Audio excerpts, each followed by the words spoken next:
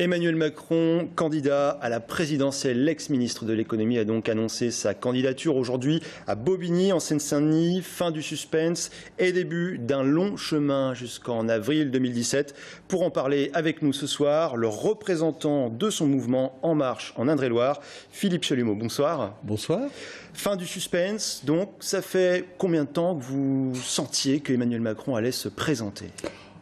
Disons que les choses se sont un peu précipitées dès la rentrée avec la sortie du gouvernement, bien évidemment, mais on sentait déjà dès le début une volonté quand même de vouloir, comment dirais-je, participer à imposer quelque chose de nouveau dans la vie politique française, et les choses se sont vraiment précipitées courant octobre. C'était pas dit qu'il y aille, qu'est-ce qui l'a aidé, on va dire ? Non, je pense que le mouvement est organisé de manière structurée quand même et importante depuis le début, puisque on fonctionne un peu au working progress. Mais bon, Emmanuel Macron a souhaité respecter son tempo, respecter sa grammaire, c'est-à-dire faire un peu de la politique autrement, c'est-à-dire faire un diagnostic, aller voir les Français, aller à la rencontre des Français. Donc c'est ce qu'on a fait avec la Grande Marche jusqu'au mois de juillet. Ensuite, il a souhaité restituer le diagnostic au travers de 3 grands meetings. Ensuite, structurer le mouvement, l'organiser. Qu'est-ce qui vous a poussé à le soutenir en fait ? Ce qui m'a poussé à le soutenir, parce que je trouve que c'est cette idée... C'est seulement la nouveauté ? Non, c'est cette idée progressiste en fait.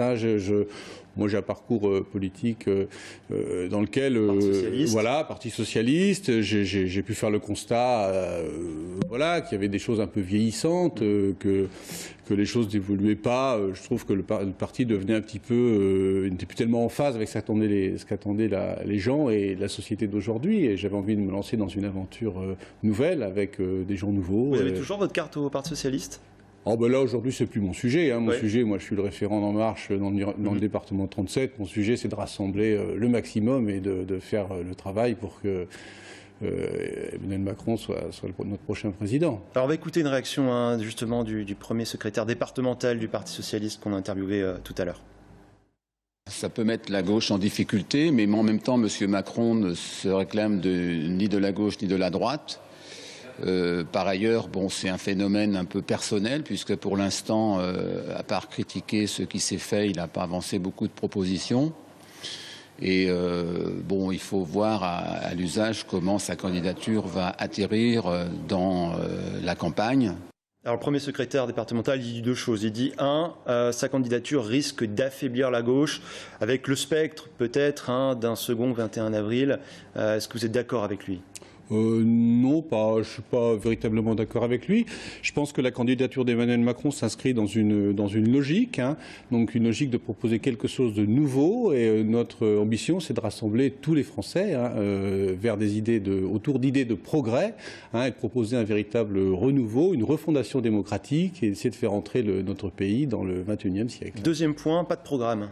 C'est ce que dit le premier secrétaire. C'est ce que dit le premier secrétaire, mais enfin, il n'a pas lu probablement toutes les interventions d'Emmanuel. C'est une critique qui revient régulièrement. Il y a déjà des éléments de programme qui sont parus quand même dans le Nouvel Observateur. Il y a quand même tous les 3 meetings du Mans, de Strasbourg, de Montpellier qui ont quand même donné beaucoup d'éléments sur la vision, sur son idée de la France, ses propositions sur la vie engagée, sur la vie citoyenne, sur le renouveau démocratique, sur l'investissement massif dans l'école primaire. Je vous rappelle qu'1 enfant sur 5 arrive au collège sans avoir le lire, écrire, compter. Donc c'est un constat qu'on a fait dans le diagnostic.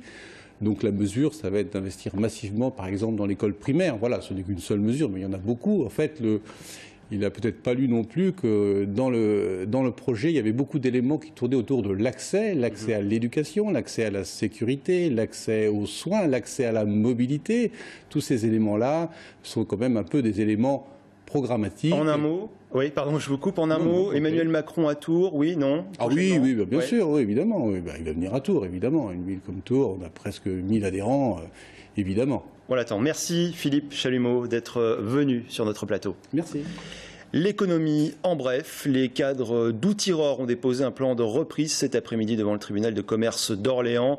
Basé à Saint-Cyr-sur-Loire, Outiror a été placé en liquidation judiciaire avec poursuite d'activité. En France, 250 emplois sont menacés.